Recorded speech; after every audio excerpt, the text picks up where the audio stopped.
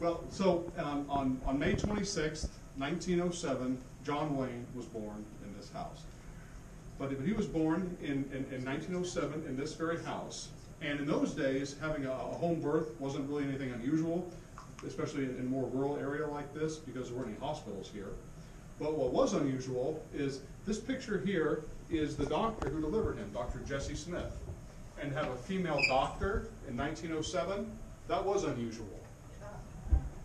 But she came out to the house to deliver the baby. And this house, you see all of the woodworking here is original. All the woodwork around the framing around the door and the window, and that door itself is about 140 years old. Wow. And the flooring is original. Baby John Wayne crawled on these very floors. However, the furnishings are not original. This house was actually lived in until about 1980, and then it was purchased for the museum, and then the Madison County Historical Society helped to retrofit it back to how a house would have typically looked in that era, in 1907. So the wallpapers and the furnishings, that's typical of the era, but it's not original. The original furnishings have since moved. So the Morrison family, they lived here for a couple of years, about 2.5 years, and so Clyde, the dad, he was a pharmacist, and he would go around to different communities in Iowa as a pharmacist, so they moved around quite a bit. And if you follow me in here, I'll show you how they got out to California. And he became John Wayne. Go ahead. Go ahead. So,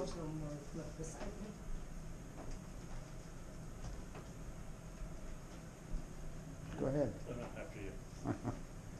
so as they were moving, one of the places they moved was Earlham, Iowa. And here's a picture of it here. Clyde had purchased the pharmacy in Earlham, which is about 15 miles down the road. And a couple of life-changing things happened to the Morrisons after Earlham. Since they moved to Earlham. One was John Wayne's only brother, Bobby. He was born. And the other thing was that Clyde, the dad, he had developed some respiratory problems. And in those days, the main way you treated that was you moved out west to a warm, dry climate. And so they had moved to Palmdale, California. Clyde picked up the whole family, moved all the way out to Palmdale, which is no small feat in those days, going cross country. And he wanted to be a farmer.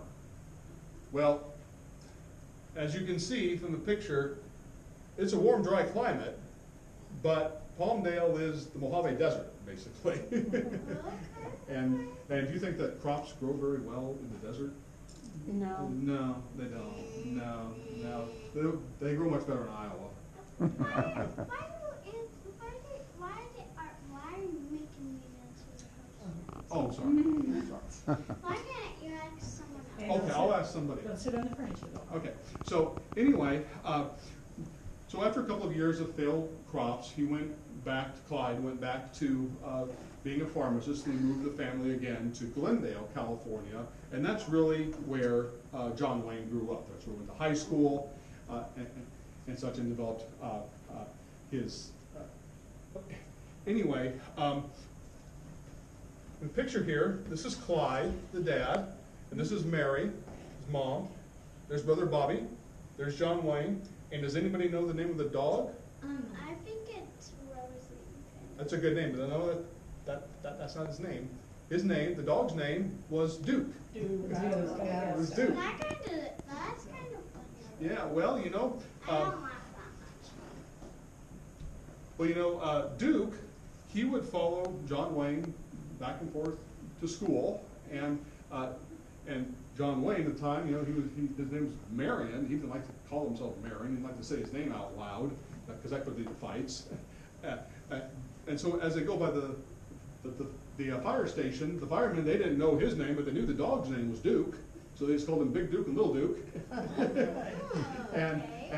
And so that stuck, and he said, I'm just going to be called Duke Morrison. And that's how the name Duke started. Now, how he became John Wayne, can I tell you that story? Okay. So, as I said, he basically grew up in Glendale, And when he went to college, he went to USC as with a athletic scholarship, and he was a football player for USC. And unfortunately, one day he had injured his shoulder pretty bad as he was out body surfing. And because of that, he couldn't play football anymore, which meant he lost his scholarship. But has anybody ever heard of an old cowboy star named Tom Mix? Oh, yeah, Heard of Tom Mix? Okay, well, he was a big star of the silent movie era. that's right. And he made, I don't know, 300 and some pictures. He made a lot of them. And he was a big USC fan. And he had worked out a deal with the coach and said, hey, if you give me the best seats for the games, I can get set jobs for your guys if they need work. And so John Wayne went to work on the Fox Studios set for Tom Mix as a prop man, and he got to be in a few pictures as far as, just as like an extra. Of course, it wasn't a credited role or anything, but he had a little bit of experience because of that. But by the time the 1920s were coming to a close, the silent era of movies was phasing out, and the new talkies were coming in, the new sound pictures were coming in, and a director named Raoul Walsh, he was going to make this big epic movie called The Big Trail. Anybody heard of that movie? Oh, yeah. Mhm. Okay, Big Trail, 1930, I believe, Watched was when that it. came out. And they needed a new, young actor for the main part, for the lead role in that. And so they see Marion, they see him walking around the set, lugging big props, he's a big, strong, handsome guy, and think, oh, this guy would be perfect. And they said, hey, you come here for a little bit. And they heard him talk and said, oh, this guy got a great voice for sound pictures, and he's got the right look. He'd be perfect. But we cannot put the name Marion Morrison up on the marquee. We need a better name for him. And so they thought, well, we like Wayne, named after Anthony Wayne, who was a Revolutionary War hero. But they didn't want to go with Tony because that sounded too Italian.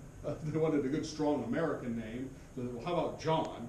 So John Wayne. That's short and that's strong and it's memorable.